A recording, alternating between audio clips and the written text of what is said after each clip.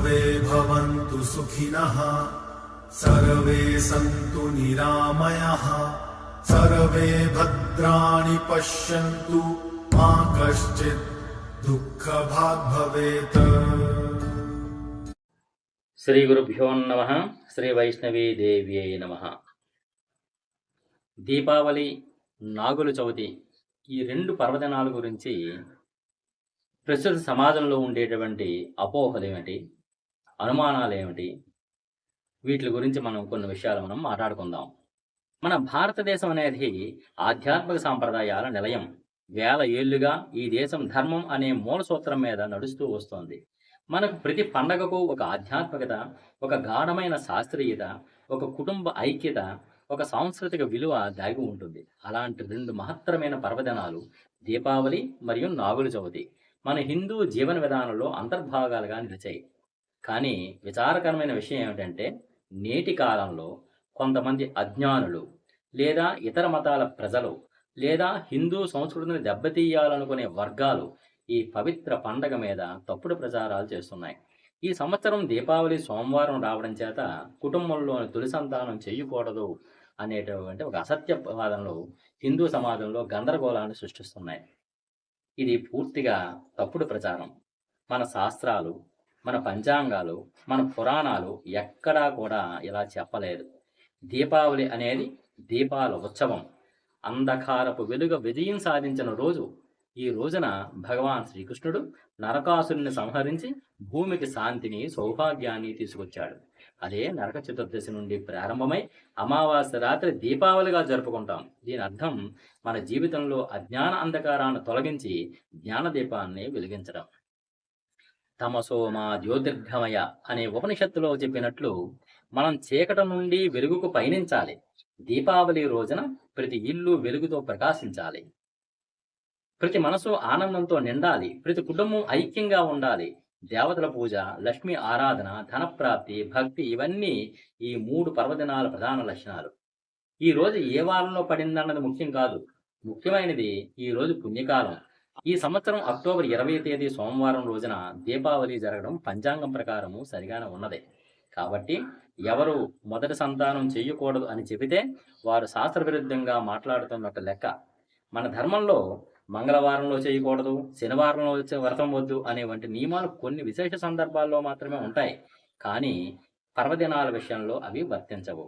ఎందుకంటే పండుగ అనేది దేవుని సంకల్పం. ఆ రోజు తిథి, నక్షత్రము, యోగము అన్నీ కలిసినప్పుడు ఆ ఉత్సవం జరగాలి. దేవుని ఆజ్ఞను మనిషి వారంలో ఉన్న దినంతో కొలవకూడదు. దీపావళి అనేది సత్యం, శాంతి, సంపద, సౌఖ్యం, ధర్మానికి ప్రతీక. ఇప్పుడు నాగుల చవితి గురించి కూడా మనం మాట్లాడుకుందాం. ఈ పండుగను సాధారణంగా దీపావళి తరువాత జరుపుతారు. ఈ సంవత్సరం అది అక్టోబర్ 25వ తేదీ శనివారం నాడు జరుగుతుంది. నాగుల చవితి రోజున మనం నాగదేవతలను పూజిస్తాం. అనంత, వాసుకి, తక్షక, పద్మ, మహాపద్మ, శంఖ, కులిక, కర్కోటక, ధనుంజయ అనే 9 నాగదేవతలను నమస్కరిస్తాం. నాగదేవతల పూజ అనేది మన పితృకుల పూజలో కూడా సమానమైనది. నాగుల చవితి రోజున నాగదేవతల పూజ చేయడం ద్వారా మనం పాపాలు, దోషాలు తొలగించుకొని సౌభాగ్యం పొందుతాం. ఇప్పుడు కొందరు ఇలా కూడా అంటుంటారు, మాకు ఈ పండుగ అచ్చిరాదండి, పూర్వం నుంచి మాకు ఆచారం లేదండి అని, మేము ఎప్పుడూ చేయలేదండి అని. అటువంటి వారికి మనం స్నేహపూర్వకంగా, ధర్మపూర్వకంగా చెప్పాల్సిన మాట ఏమిటంటే, ఒక పండుగ అనేది కేవలం ఆచారం కాదు, అది ఒక ఆధ్యాత్మిక శక్తి. అది పూర్వీకులు మనకు అందించిన ఒక దివ్య వారసత్వం. మనం ఎప్పుడూ చేయలేదని, అందుకే చేయకూడదని అనడం మన వంశ పరంపరను నిలిపివేయడం లాంటిది. ఎప్పుడో ఒకప్పుడు ఎవరో ఒకసారి చేస్తేనే అది ఆచారంగా పుట్టింది. మీరు ఇప్పుడు ప్రారంభిస్తే మీ పిల్లలు, మనవులు దాన్ని కొనసాగిస్తారేమో. ఆచార పరమో ధర్మ అని శాస్త్రం చెబుతుంది. ఆచారమే పరమధర్మం. పూర్వీకులు చేసిన ఆచారాలను మనం కూడా చేయడం వల్ల మనకు వారి ఆశీర్వాదం లభిస్తుంది అని చెప్పి పెద్దల మాట. ఈ పండుగను చేసేది మన కోసం కాదు, మన ఇంటి సంతోషం కోసం, మన సమాజ ఐక్యత కోసం, మన సంస్కృతిని నిలబెట్టుకోవడం కోసం. పండుగలు ఆచరించడం అంటే మన సంస్కృతికి దీపం వెలిగించడం లాంటిదే.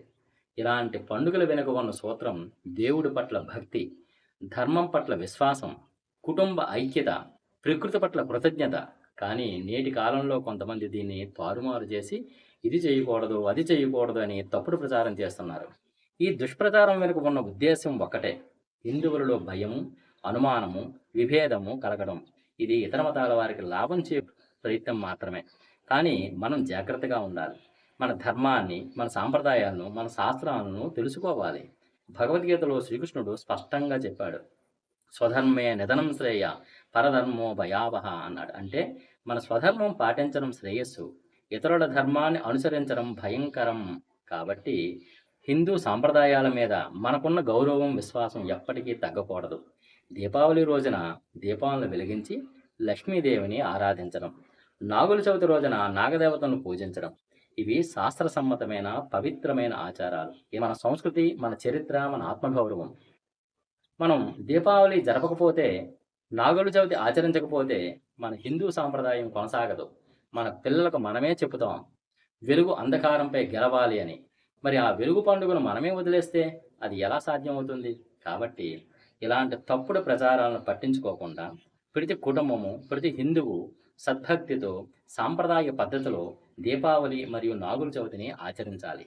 మన శాస్త్రాలు చెప్పినట్లు యదా యదాహి ధర్మస్య గ్లానిర్భవతు భారత అభ్యుత్థానమధర్మస్య తదాత్మానం సృజామ్యహం. అంటే ధర్మం తగ్గిపోయి అధర్మం పెరిగినప్పుడు భగవంతుడు స్వయంగా అవతరిస్తాడు. మన ధర్మాన్ని నిలబెట్టుకోవడం ద్వారా భగవంతుని సన్నిధిని పొందుతాం. కాబట్టి దీపావళి రోజున మీ ఇళ్లల్లో దీపాలు వెలిగించండి, లక్ష్మీదేవిని పూజించండి, సంతోషంగా కుటుంబంలో గడపండి. నాగుల చవితి రోజున నాగదేవతలను ఆరాధించి పాప నివృత్తి కోసం ప్రార్థించండి. మాకు ఈ పండగ రాదు అని చెప్పేవారికి మీరు ప్రేమతో చెప్పండి, ఒకసారి ప్రయత్నించండి. మీరు చూసేది పండగ కాదు, మీరు అనుభవించేది దైవానందం. ధర్మో రక్షత రక్షిత, ధర్మాన్ని రక్షించిన వారిని ధర్మమే రక్షిస్తుంది. కాబట్టి మనం దీపావళిని, నాగుల చవితిని భక్తితో ఆచరించి ధర్మాన్ని నిలబెట్టుకుందాం. మన హృదయంలో వెలుగు వెలగాలి, మన ఇంట్లో ఆనందం వెలువెత్తాలి, మన సమాజంలో ఐక్యత నెలకొనాలి. ఇదే నిజమైన దీపావళి, ఇదే నిజమైన నాగుల చవితి, ఇదే నిజమైన హిందుత్వం. శుభ దీపావళి శుభాకాంక్షలు, నాగుల చవితి శుభాకాంక్షలు. నమస్కారం.